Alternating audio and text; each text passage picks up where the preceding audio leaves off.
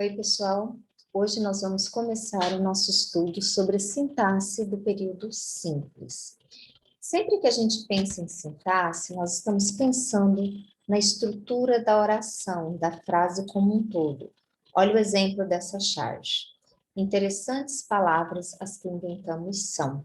Sintaxe inventar, agora vamos. Então, os personagens brincaram com a troca da posição das palavras na oração para mostrar o tanto que é importante a gente conhecer a sintaxe da língua, para saber colocar cada palavra no lugar correto. Aqui, propositalmente, não houve interferência no significado, mas muitas vezes, quando a gente mexe demais nessa estrutura da oração, a gente acaba dificultando ou modificando o significado dela, tá? Então, sintaxe é o estudo da relação entre as palavras dentro de uma oração, né? E a gente estuda os constituintes sintáticos, que são os termos da oração, amarrados à interpretação e ao significado que eles ganham. Pensando só na estrutura, a gente pensa na análise sintática. Quando a gente vai para o significado, nós temos a análise semântica, mas uma não pode andar sem a outra. Olha o exemplo. O aluno tocou a campainha nervoso, o aluno nervoso tocou a campainha. É a mesma frase, houve apenas a movimentação da palavra nervoso. No primeiro exemplo, nervoso é predicativo do sujeito, fazendo apenas uma análise sintática. No segundo exemplo, aluno é adjunto adnominal. Então, eles têm classificação sintática diferente. Pelo significado também. Quando eu digo, o aluno tocou a campainha nervoso, esse aluno só estava nervoso no momento em que tocou a campainha, ou seja, nervoso é uma característica momentânea desse aluno. Quando eu tenho o aluno nervoso tocou a campainha, a ideia aqui é que nervoso é uma característica frequente desse aluno permanente. Ele está sempre nervoso e acabou de tocar a campainha, tá? Então, nervoso aqui, característica momentânea, predicativo do sujeito. Aqui é uma característica permanente, frequente, adjunto adnominal. Então, a mudança semântica ocasiona a mudança sintática e vice-versa. Tá? Sintaticamente falando, nós temos 4 tipos de termos da oração. Os essenciais, sujeito e predicado, que é o que nós vamos estudar agora, inicialmente. Os integrantes, que são os complementos verbal, nominal, agente da passiva, os predicativos. Os termos acessórios, que são os adjuntos e o aposto. E o termo isolado, que é o vocativo. Ele não faz parte da oração, mas a gente coloca ali de acordo com a necessidade. Hoje, nós vamos começar o estudo dos termos essenciais pelo sujeito, tá? Então, sujeito pode ser o ser que pratica uma ação, que sofre uma ação, ou seja, é o termo sobre o qual declaramos ou dizemos algo. É do que nós estamos falando, sobre quem, tá?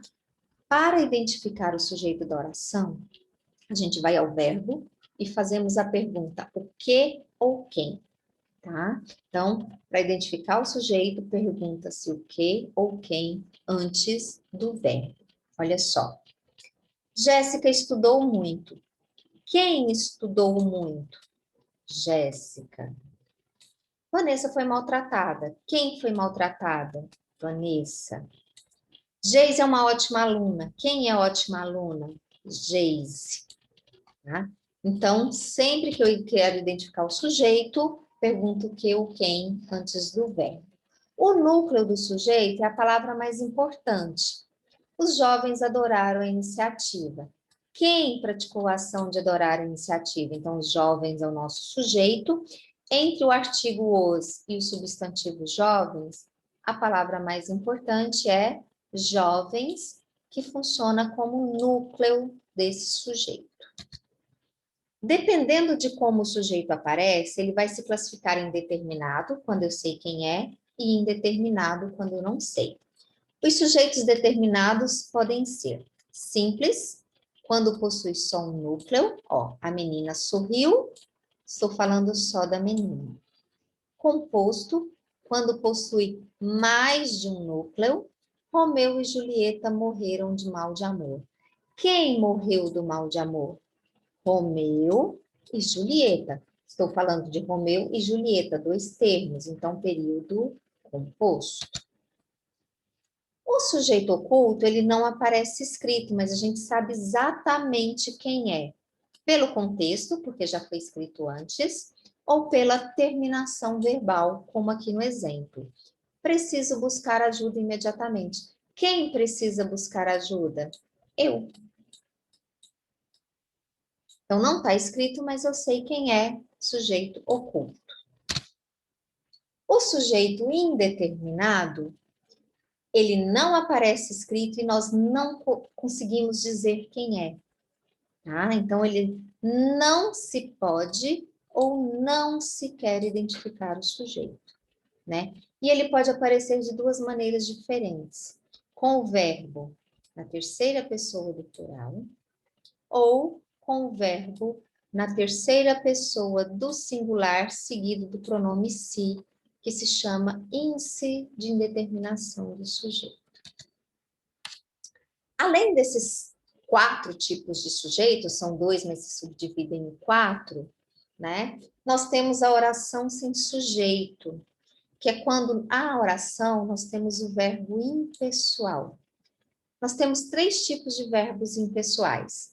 Os verbos que exprimem fenômeno da natureza, né? Porque são fatos que simplesmente acontecem, como aqui no exemplo. Choveu torrencialmente em Mato Grosso. Quem choveu? Ninguém chove, ninguém pratica a ação de chover. Então, simplesmente choveu. Oração sem sujeito. Existe uma exceção. Os verbos que indicam fenômeno da natureza podem aparecer no sentido figurado. Dessa forma, eles terão um sujeito. Olha o caso.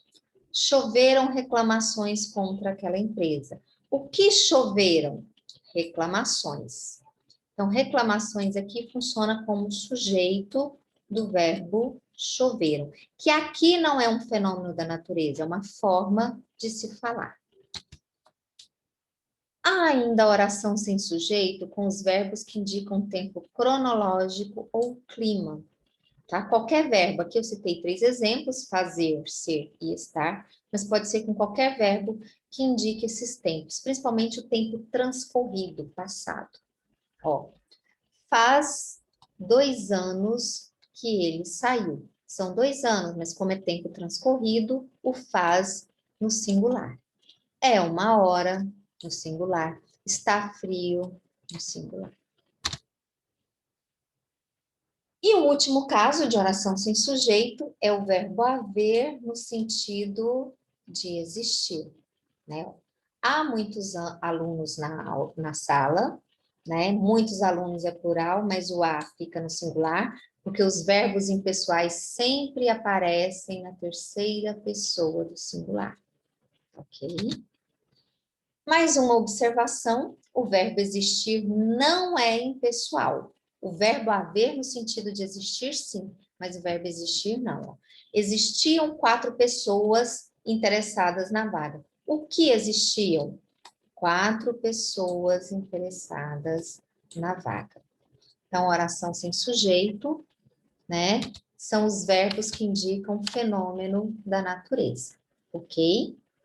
Bom, meninos, sobre sujeito é só. Na próxima oportunidade, nós veremos o predicado, ok? Então, tchau, até uma próxima oportunidade.